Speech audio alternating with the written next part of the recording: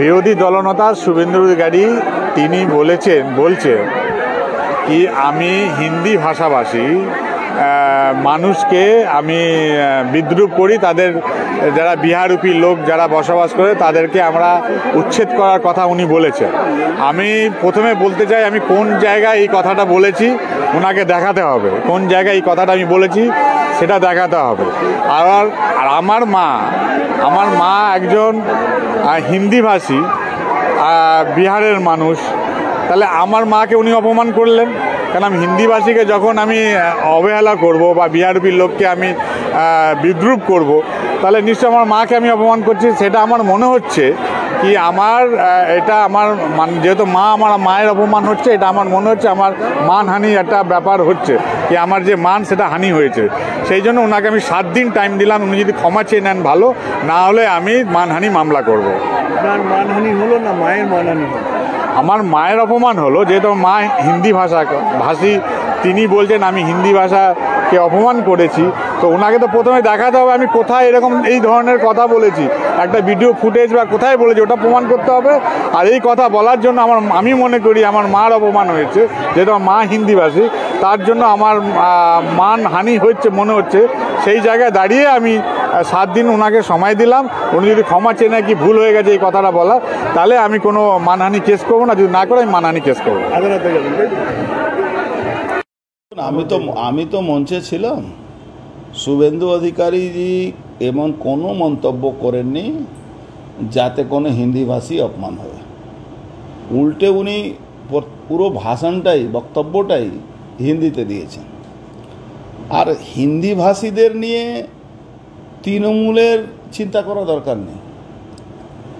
গার্গা চ্যাটার্জি একাই তৃণমূলে যে spokesperson, Mamata Banerjee paid agent, ও একাই হিন্দিভাষীদেরকে মোটামুটি বিজেপি কাছে রেখে দিয়েছে। ওর কোনো চিন্তা করতে হবে না।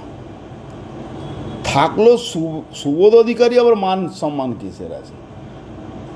মমতা ব্যানার্জি তো এইসব মনে রাখে না। মমতা ব্যানার্জির কাছে নম্বর নেওয়ার জন্যে এইসব করছে। মমতা ব্যানার্জি যখন রেলমন্ত্রী ছিল তখন ওখানে একটা রেলের ওয়াগন কারখানা খুলবে, সেখানে 32 কোটি টাকা মাটি ভরাট হবে। সেই কন্ট্রাক্টটা এই পেয়েছিল সুবোধ অধিকারী। আজ পর্যন্ত মাটিও ভরাট হলো না, কারখানাও খুললো না। তখন মমতা ব্যানার্জি এই কন্ট্রাক্টটা ওকেই দিয়েছিল। সুবোধ অধিকারী আবার মান সম্মান আছে নাকি? রেলের সমস্ত বাড়ির মধ্যে পয়সা নিয়ে রেলের জমি বিক্রি করে দিচ্ছে, রেলের পুকুর বিক্রি করে দিচ্ছে।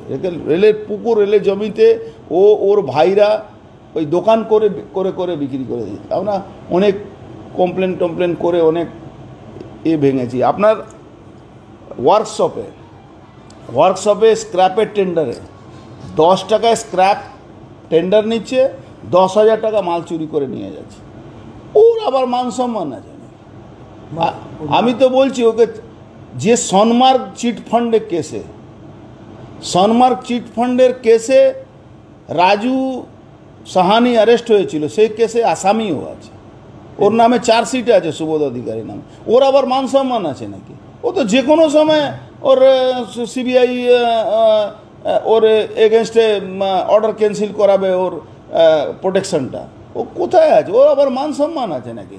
রেলে পুকুর বিক্রি করছে, রেলে মাছ চুরি করে, পুকুরের মাছ চুরি করে বিক্রি করায়। বলছে আমার মা হিন্দিভাষী, তাই আমার মাকে অপমান করে। তোর মাকে হিন্দিভাষী হলে অপমান করলো কবে? হিন্দিভাষীকেই অপমান করলো, ওর মা ছেড়ে দিন, হিন্দিভাষীকেই কবে অপমান করলো? কোনো একটা আপনি ক্লিপিং দেখান যেখানে হিন্দিভাষীকে অপমান।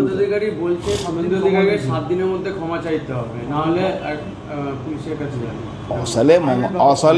আসলে মার্কেটে খবর আছে ও টিকিট পাবে না ওখান থেকে, সুবোধ অধিকারী। এই জন্যে মমতা ব্যানার্জি কাছে দর বাড়াবার জন্য করছে। কেন শুভেন্দু অধিকারী থেকে যে লড়বে তার মমতা ব্যানার্জির কাছে দর বাড়বে।